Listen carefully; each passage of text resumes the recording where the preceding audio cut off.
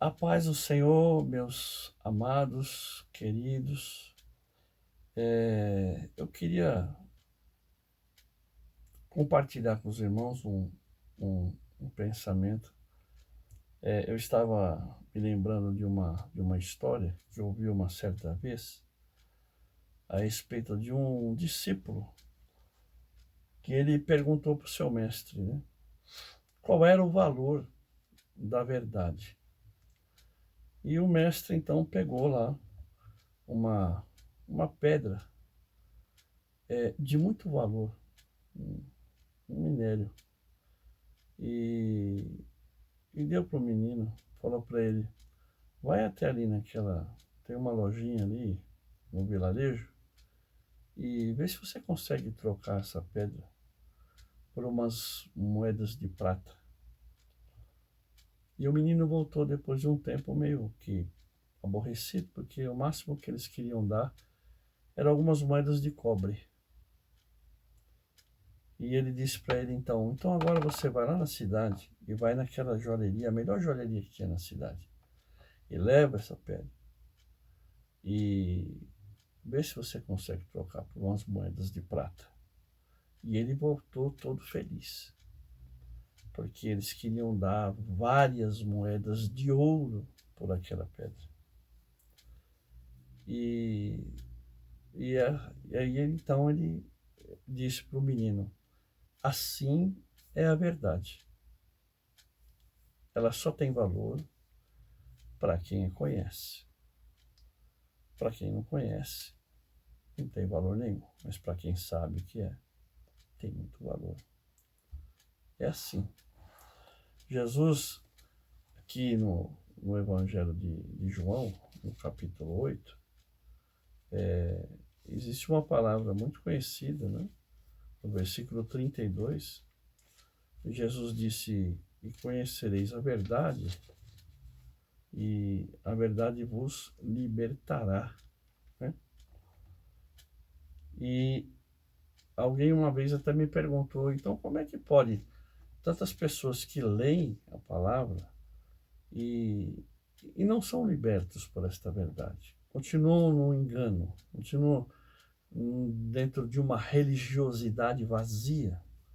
São pessoas que estão ali cumprindo seus rituais religiosos, mas que não foram realmente libertos pelo poder da palavra.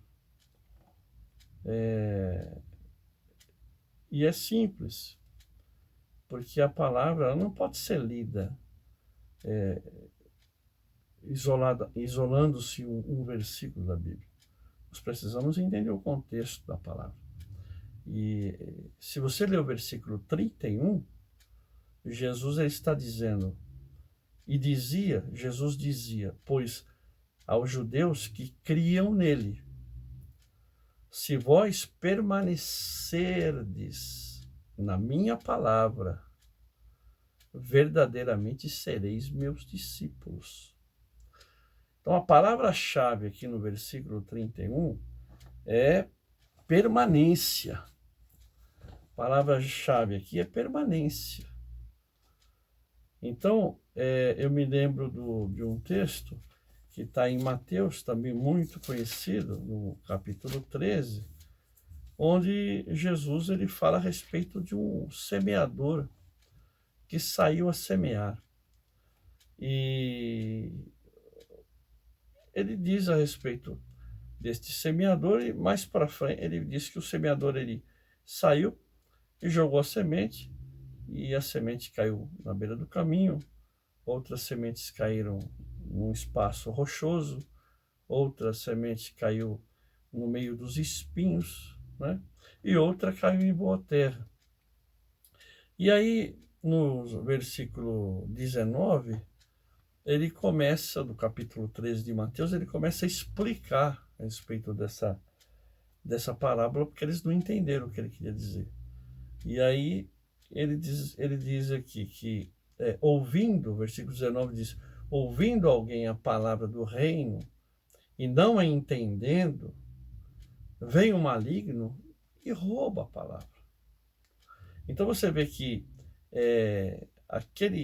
Aquela palavra que caiu à beira do caminho é aquela pessoa que ela está ali, ela ouve, ela está desapercebida, ela está despercebida, ela está distraída, ela está desinteressada, ela está alheia àquilo, às vezes está por estar, está ouvindo por ouvir, por um costume, ouve por educação, ou ouve por uma religiosidade. Está ali, ouvindo a palavra, mas a palavra não entra no coração, não compreende a palavra. Então o inimigo vem, o maligno vem, o próprio Jesus disse, e rouba esta palavra. Então ela não consegue frutificar nada. Essa pessoa não consegue permanecer. Jesus disse, aquele que permanecer na minha palavra, este será o meu discípulo. Né? E aí ele continua dizendo a respeito daquela que cai sobre os pedregais, né? Então é aquele camarada que tem aquela alegria, ele chegou na igreja, ele conheceu Jesus, aquele primeiro entusiasmo, né? Mas ele diz aqui que a palavra que cai no meio do pedregal, das pedras, é aquela pessoa que recebe com alegria aquela palavra, ela até gosta de ouvir, ele até chora quando você prega para ele a palavra de Deus, mas aquela palavra cai num coração endurecido, um coração empedernido, um coração que não permite que a palavra crie raiz, né? Pedregal aqui, está Jesus explicando aqui no versículo 21, 20 e 21, né? Então, quer dizer, não tem raiz, não tem raiz.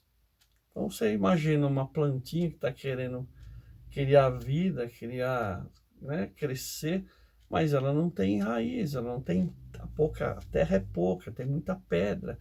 E aí vem o sol, vem a dificuldade do dia e ela morre. Né? Então, esse é aquele que recebeu a palavra, ficou feliz, tá? Né? Foi impactado por aquela palavra, mas não se deixa realmente ser convencido, né?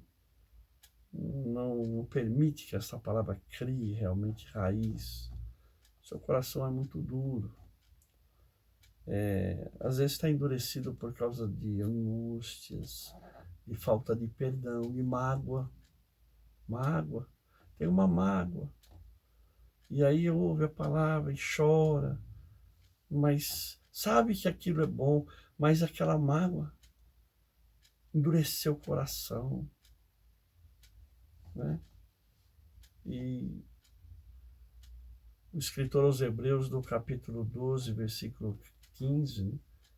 Ele diz que nós não podemos permitir que uma raiz de amargura brote no nosso coração, porque isso nos priva da graça de Deus, isso nos perturba e contamina outras pessoas. Este comportamento acaba contaminando a sua casa, a sua família, os seus filhos, né?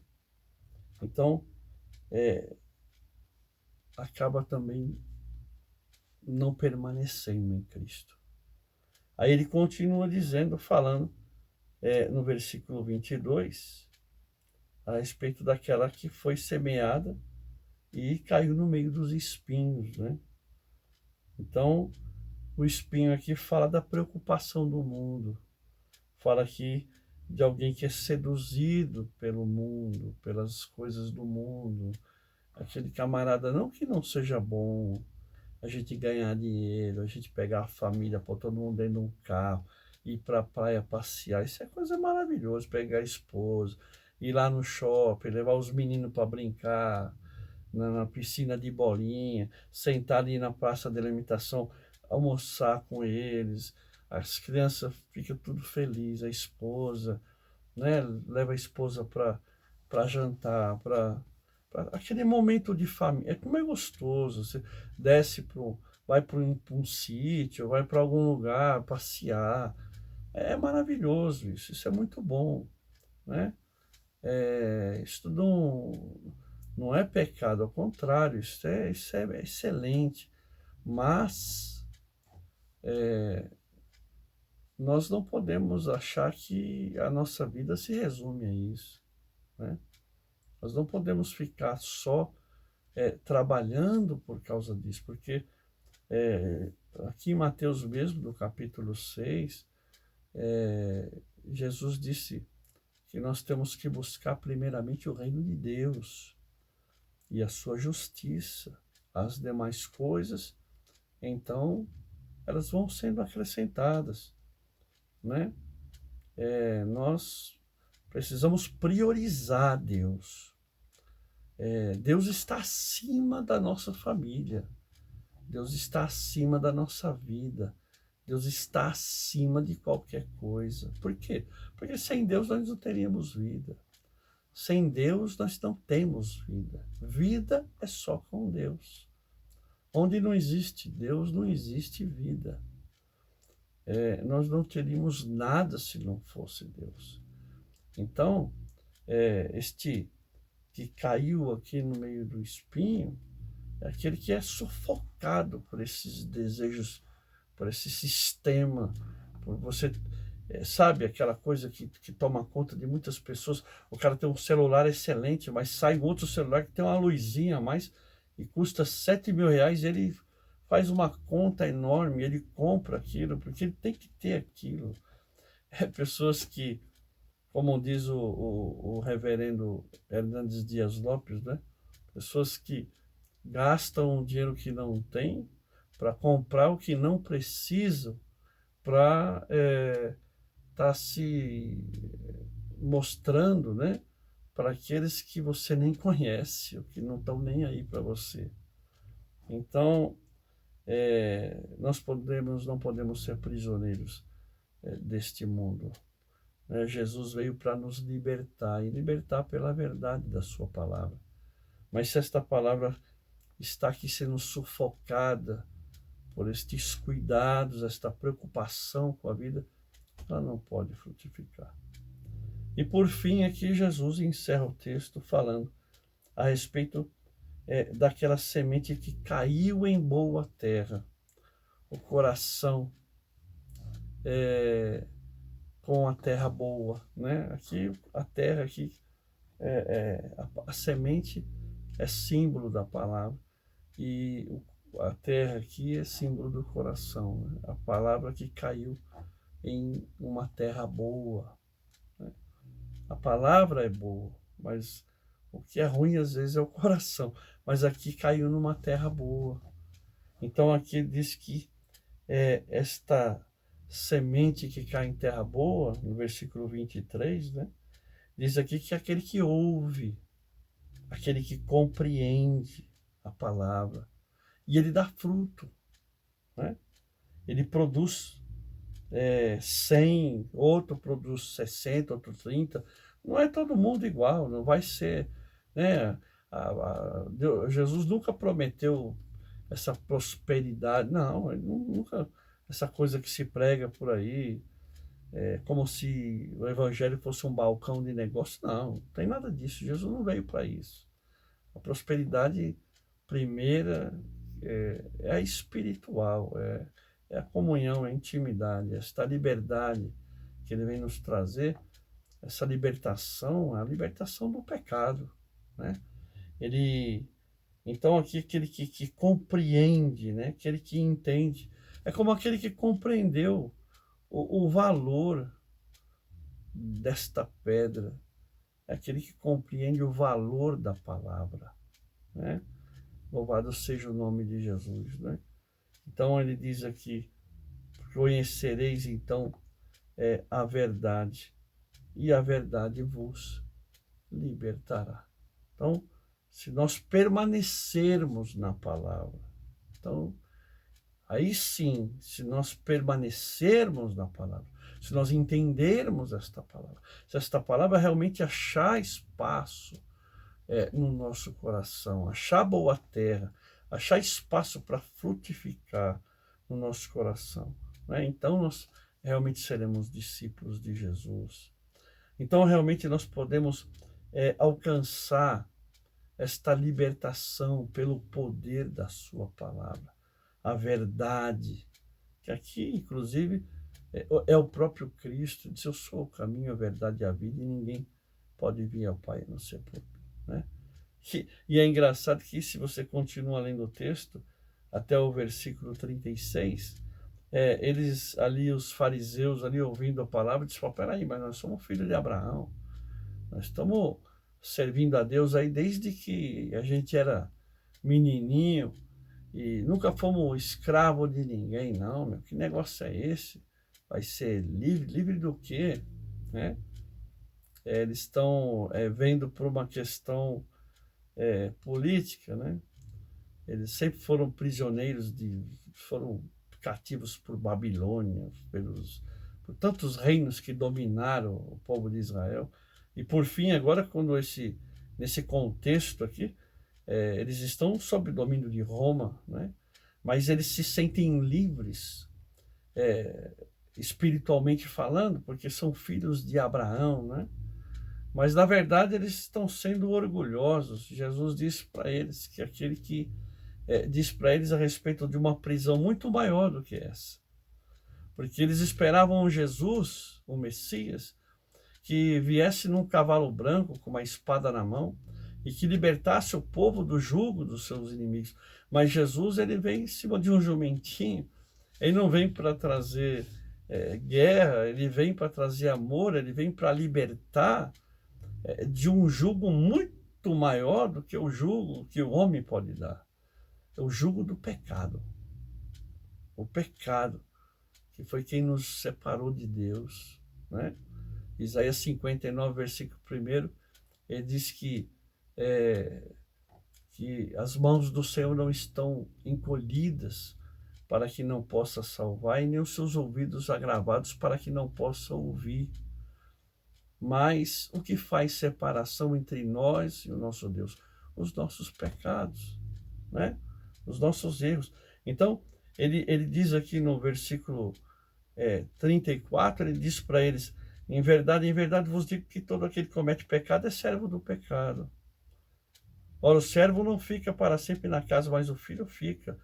E se, pois, o filho vos libertar, verdadeiramente sereis livres. Então, Jesus, através da sua palavra, ele veio para nos libertar, né? Nos libertar do pecado. Se o pecado traz a morte, Jesus é a vida.